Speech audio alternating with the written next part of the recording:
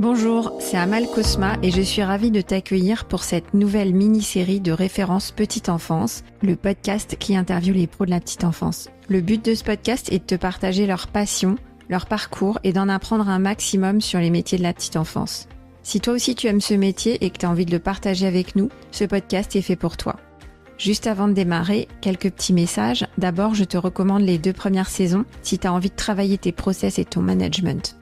Ensuite, je te demande de me consacrer quelques minutes de ton temps pour déposer une note sur Apple Podcast ou sur Spotify. Comme ça, tu m'aides à valoriser les métiers de la petite enfance en diffusant le podcast. Viens aussi me voir sur LinkedIn pour retrouver les coulisses du podcast. Enfin, j'ai aussi créé une newsletter que tu peux retrouver dans les notes de l'épisode, dans laquelle je partage tous mes outils de qualité d'accueil et de qualité de vie au travail, parce que l'un ne va pas sans l'autre. Allez, je ne t'embête pas plus et je laisse place à l'interview de mon invité du jour. Éléonore, maintenant, on te connaît mieux. On sait à quel point c'est important pour toi le rôle de l'adulte auprès de l'enfant. Et pour ça, tu as choisi de travailler chez Agir pour la petite enfance, qui est un acteur qui a pris de l'ampleur ces dernières années dans le secteur. Est-ce que tu peux nous parler un peu de cette association et du projet ? Déjà, comment t'es arrivée dans l'association ? Tous ces sujets de petite enfance m'interpellaient et en fait au détour d'une conversation en fait et d'une re-rencontre à mon retour avec Gilles Collomb qui est cofondateur de l'association, ces sujets ont résonné en moi et donc assez rapidement je me suis engagée à leur côté. Il y a 10 ans, cette association donc qui a été cofondée par Gilles Collomb et Thomas Human s'est créée sur l'idée que tous les enfants, quelle que soit leur origine, leur lieu et leurs conditions de vie, doivent pouvoir bénéficier des mêmes conditions d'éveil pour ainsi réduire l'inégalité des chances à la racine de la vie. Moi, j'aime beaucoup cette phrase, la racine de la vie, je trouve ça assez joli. Les coéducateurs, ils doivent avoir accès au savoir. Enfin, on en parlait justement dans le premier épisode. En fait, les clés de tout ça, c'est le savoir, la connaissance. Quand on connaît, on travaille en pleine conscience et ça change tout. C'est ce qu'on appelle aussi l'expérience, la formation. Voilà, le savoir, c'est vraiment très fondateur. Donc pour ça, l'association, en fait, elle travaille sur 4 piliers qui sont complètement fondateurs.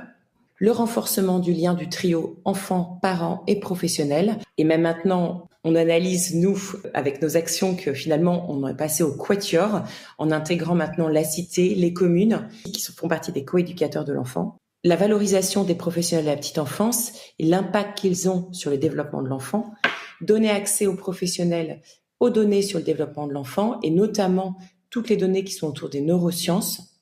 Le soutien à la parentalité. Alors, nous, le soutien à la parentalité, on travaille surtout à travers les professionnels, tout type de professionnels, tous les coéducateurs, en fait, qui sont les interlocuteurs privilégiés des parents et surtout des interlocuteurs de confiance. Pour ça, on leur donne des outils pour échanger, en fait, aux professionnels, pour échanger avec les parents. Ok, t'as un exemple d'outil ? On crée des outils, alors on a toujours des kits de téléchargement ou alors on crée des ateliers à l'association, on crée énormément d'ateliers pour jouer avec les enfants justement en conscience, dans un cadre et tous ces outils sont accessibles gratuitement sur le site internet. Ah oui, donc si on peut pas assister à un événement, à un atelier, on peut aller sur le site d'Agir pour la petite enfance et télécharger du contenu, des jeux, des ateliers, des bonnes pratiques. Exactement. C'est super. Oui, franchement, je recommande. Ok, donc là, tu nous as parlé des 4 piliers qui représentent la mission de l'association. Je comprends vos missions et concrètement, ça se traduit comment sur le terrain ? Il y a 4 actions principales qui ont été développées qui sont portées en fait par l'association. Ce sont des actions qui sont à forte valeur pédagogique, qui sont assez mobilisatrices sur le terrain et toujours respectueuses du travail des pros et éthiques. Le plus grand rassemblement et l'action, on va dire le dispositif qui nous prend le plus de temps à l'association, c'est la Semaine nationale de la petite enfance, qui met un grand coup de projecteur sur la petite enfance, qui fait rayonner dans toute la France la petite enfance. Les Giraffe Awards. Donc là, c'est notre événement un peu plus institutionnel qui a pour objectif de valoriser véritablement les professionnels pendant un grand moment d'émotion au ministère avec des remises de trophées. C'est en fait un vrai cérémonial pour mettre à l'honneur les professionnels. Ensuite, on édite à l'association un guide pédagogique qui est écrit, qui est imprimé, mais qu'on peut aussi télécharger sur notre site internet, qui est en fait écrit par des journalistes, des pédagogues pour les professionnels et les parents. Et chaque édition, comme je le disais, est en accès libre sur le site. On crée des opérations solidaires, on envoie du matériel pédagogique, principalement des livres aussi à des populations plus fragiles comme les hôpitaux, les associations, les PMI, les centres sociaux. Alors dès qu'on peut trouver de la matière, on y va, on envoie et on fournit. Et ensuite, l'association porte une approche pédagogique qui est nommée éclat, éveil culturel et lien artistique. On est accompagné par un comité d'éthique et pédagogique que l'on appelle les passages, qui est composé d'une 30aine de personnes et qui applique en fait les orientations stratégiques qui sont données par l'État et notamment sur l'éveil culturel et artistique et le développement de l'enfant. D'accord. Donc Éclat, c'est un dispositif que vous déployez, c'est des installations, des événements. Voilà, c'est déployé sous forme d'installation. Quand même beaucoup, ce sont les communes en fait qui nous appellent et qui nous demandent de créer ces installations pour des fêtes de la petite enfance par exemple, et ensuite des formations pour les professionnels. Et ça peut être au sein de structures de crèches, mais aussi ça nous est arrivé que des CAF, des caisses d'allocation familiale, nous demandent des formations. Enfin, ça peut être tout type de commanditaires, enfin donneurs d'ordre. C'est plus large du coup que la crèche. Là, on est vraiment sur la ville, les médiathèques, un peu tout l'écosystème de. Oui, alors local. Après, on intervient quand même pas mal aux crèches. Hein. Aussi. On a eu plus d'une 20aine de formations. On a un accord OPCO, donc non, si, on est aussi en crèche. Et on peut voir ça sur le site de l'association si les auditeurs ont envie de voir ce que c'est, Éclat. Il y a des photos, je crois, avec on voit les enfants en train de circuler, d'interagir sur les dispositifs. Ouais. C'est effectivement une formation hyper pratique. C'est aussi pour travailler la cohésion d'équipe dans la crèche, que ce soit d'ailleurs au niveau de la commune ou la crèche. Souvent, les objectifs de ces formations, c'est donner confiance et créer de la cohésion d'équipe. Ok, je mettrai le lien du site sur les notes de l'épisode. Donc, si j'ai bien compris, vos actions, celle qu'on connaît le plus, c'est la Semaine nationale de la petite enfance. Et ça, c'est vrai qu'on voit beaucoup de posts, notamment sur LinkedIn, avec tous les pros qui parlent de cette Semaine nationale et qui mettent des photos de leur réalisation. Après, il y a les Giraffe Awards, ça j'ai souvent assisté, où on a un peu l'impression d'être à la remise des Oscars, au Festival de Cannes. Enfin voilà, c'est vraiment l'événement sympa pour mettre les pros à l'honneur. Ensuite, vous avez des guides pédagogiques écrits, des opérations solidaires et votre dispositif, votre prestation Éclat d'éveil culturel et artistique. Et si on résume, c'est quoi l'idée ?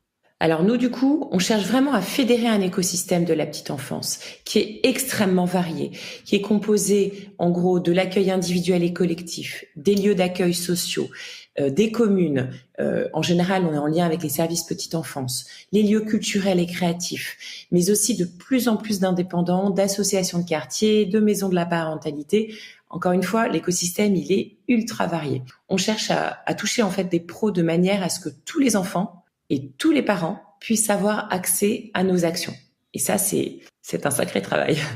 Donc, au quotidien, ça se traduit par l'animation d'une communauté, en fait, qui sont majoritairement, c'est vrai que les professionnels qui nous suivent sont souvent des professionnels très qualifiés, et donc on peut dire qu'on est organisé comme un mouvement qui fédère beaucoup de professionnels qui sont impliqués et engagés pour la cause. La cause, c'est vraiment le développement de l'enfant et son éveil. C'est une communauté qui grandit énormément. Elle a presque, je pense qu'en 2 ans, je vais dire qu'elle a doublé. Et on la souhaite très dynamique, proactive.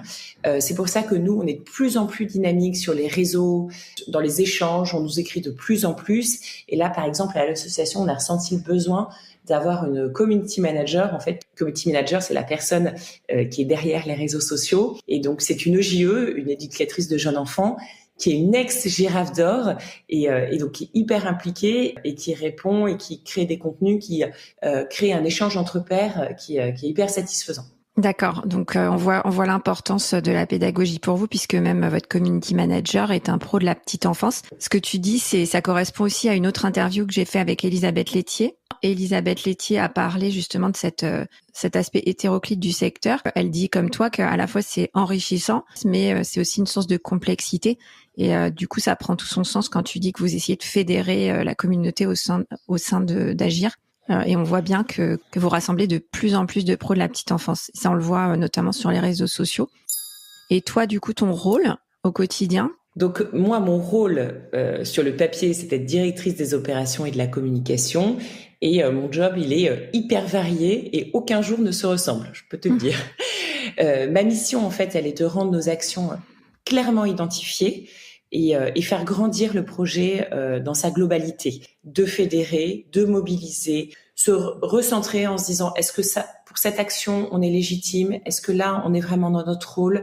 Est-ce qu'on mobilise vraiment autour des bonnes pratiques? Je mets mon expérience d'ex-businesswoman au service du monde associatif.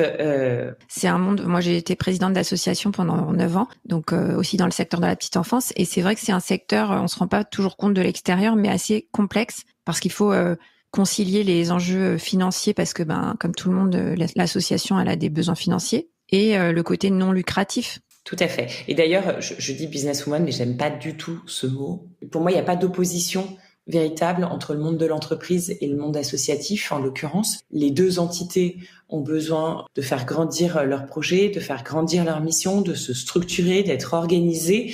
Et in fine, la seule différence qu'on peut voir entre les deux, c'est finalement la mission d'intérêt général, donc qui est très porteuse, et peut-être aussi d'avoir un but non lucratif. Mais ça, c'est finalement un faux sujet parce que on a toujours besoin d'argent pour faire grandir les projets. Oui, pour payer aussi les acteurs, les salariés, les intervenants de l'association. Donc, ce que tu dis, c'est que les besoins de l'association sont aussi exigeants que les besoins d'une entreprise classique. Et surtout, la manière dont nous sommes financés, souvent, nous demande d'être beaucoup plus exigeants sur nos résultats. Parce que on doit rendre des comptes, et notamment sur l'impact social, ce qui me paraît totalement légitime, ce qui n'est pas vrai quand on va acheter un produit dans une boutique. Si on n'est pas content en disant c'est pas la qualité que j'attendais, je peux vous dire qu'on va pas forcément vous échanger votre produit. C'est clair. Alors que nous, derrière, on n'aura pas plus de financement. Écoute, je pense que là, on a une vision plus claire de votre association. Est-ce que tu peux conclure en nous expliquant pourquoi la mission de l'association est si importante pour toi? Qu'est-ce qui a fait que tu es restée? C'est déjà faire un parallèle, c'est assez intéressant d'avoir finalement son travail au quotidien qui a un grand parallèle peut-être avec sa vie personnelle et cette fameuse pleine conscience de ce que j'ai pu faire par le passé, puisque moi maintenant j'ai des adolescents, j'ai plus des jeunes enfants. Et donc du coup, c'est donner l'opportunité de reconnecter les adultes, les coéducateurs des enfants, avec les enfants qui les entourent. Et ça, c'est vraiment très enrichissant, surtout qu'on s'appuie sur des données qui sont scientifiques, des données de terrain. On travaille avec des experts et de pouvoir le transmettre, c'est extrêmement motivant en fait. Là, tout ce que j'ai pu dire en fait sur mon rôle de parent, je l'ai pas toujours vraiment conscientisé. C'est après aujourd'hui avec les actions que je peux mener et je trouve ça, ce soutien à la parentalité, aux professionnels et à la parentalité, il me semble extrêmement important dans le monde d'aujourd'hui, qui est en plus un monde qui se digitalise énormément et les codes d'hier ne sont plus les codes d'aujourd'hui et cet accompagnement, il est vraiment essentiel. On apporte en fait cette possibilité, cette transmission, cet accompagnement et pour se sentir en fait en sécurité en tant qu'adulte et du coup pour se rendre plus disponible pour l'enfant. Et on permet du coup à l'adulte de se poser dans un cadre où l'enfant il peut s'épanouir, il peut interagir avec lui, parfois sans se parler, sans agir, par le regard. Et donc quand on applique en fait ces données, cet accompagnement, l'adulte se sent bien, l'enfant est bien. Et en fait, quand tout le monde se sent bien, on accède au bien-être de tout le monde et au bon éveil de l'enfant. Au lien simplifié et plus facile, ouais. En fait, ça fait écho à ce que tu disais dans le premier épisode, où toi, en tant que parent, avec ton mari, vous aviez envie d'être disponible et en pleine conscience quand vous étiez avec vos enfants, et vous avez essayé de comprendre comment on pouvait créer les conditions pour ça. Et si on résume, on peut dire que pour être serein, pour avoir un comportement juste auprès de l'enfant, l'adulte, il a aussi besoin de se sentir en sécurité. Et pour ça, on fait appel au cadre en posant des dispositifs.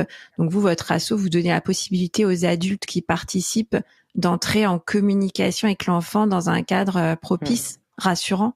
Pour une anecdote là-dessus, justement, que j'ai moi de premier et le meilleur, je pense, conseil que j'ai eu quand j'ai eu mes jumelles, j'étais extrêmement fatiguée. Donc, ma famille et mes amis avaient constitué une cagnotte pour nous offrir une aide la nuit. Parce qu'en plus, mon mari voyageait beaucoup, donc il n'a pas été là pendant 1 mois quand mes jumelles avaient 1 mois et demi. Et donc là, j'ai eu une personne qui arrivait à 10h du soir et qui repartait à 7h du matin pour m'accompagner dans les nuits. Et dès qu'elle arrivait, j'étais épuisée de fatigue. Et ça, son conseil qui a été vraiment super, ça a été de me dire, vous savez, quand les parents sont bien, les enfants sont bien. Donc prenez soin de vous et tout ira bien derrière. Et ça, ce conseil, il a été génial parce que c'est là où je me suis autorisée finalement à faire un peu plus garder mes enfants, à pouvoir me dire que moi aussi j'ai le droit en fait d'avoir mes moments à moi et qu'il faut juste bien s'organiser.